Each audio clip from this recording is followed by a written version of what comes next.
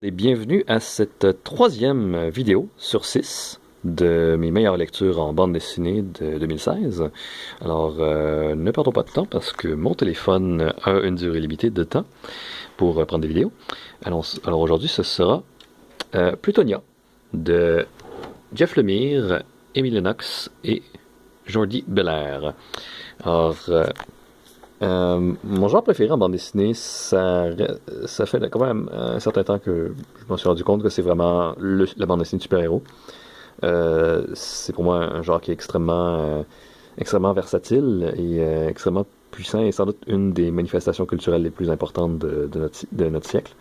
Et ça m'attriste un peu quand j'entends des gens qui pensent ou qui disent que c'est un genre un peu limité. C'est un peu toujours la même chose ou ainsi de suite.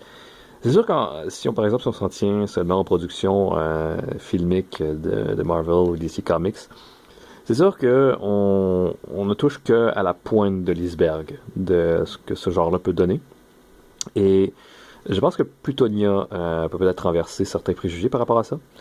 Alors, qu'est-ce que Plutonia? C'est l'histoire de 5 gamins qui sont en fait des misfits, c'est-à-dire des gamins un peu en marge par rapport à ce qu'ils sont et à leur situation sociale et économique par rapport dans leur famille, par exemple. Et ils vont tomber sur le cadavre d'une super-héroïne, donc Plutonia, qu'ils ont trouvé dans un boisé totalement inerte. Et tout le récit part de leur relation face à comment ils vont devoir dealer avec ce qu'ils doivent faire avec le corps de la super-héroïne. C'est-à-dire, est-ce qu'on doit prévenir la police, les adultes? Est-ce qu'on doit le cacher? Est-ce que on doit essayer peut-être de l'utiliser pour voler ses pouvoirs?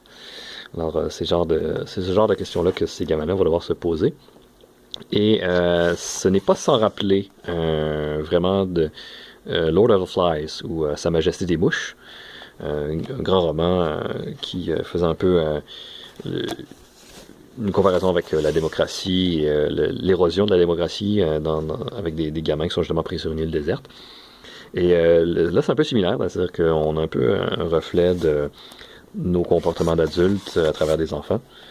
Des enfants d'ailleurs qui sont très attachants. J'ai trouvé... on a envie de savoir ce qui leur arrive, même si des fois on trouve qu'ils font des choix un peu cons. Et ce ne sera pas toujours non plus ceux qu'on pense au début qui vont vraiment rester dans notre cœur, parce que certains apparaissent un peu plus stupides au début, puis finalement on vient qu'à changer d'avis pour beaucoup sur eux. Donc vraiment une très bonne lecture. Il y a un découpage qui tend à en dire plus que ce que le récit lui-même veut dire.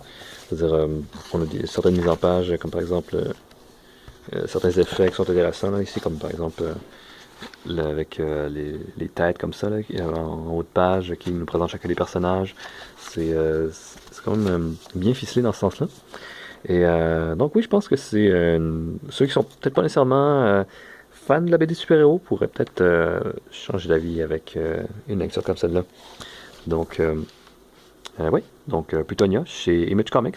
Il n'y a qu'un seul volume, donc ça se lit tout seul, ça se boucle complètement après le premier album, après le seul album, je veux dire. Donc merci beaucoup et à demain.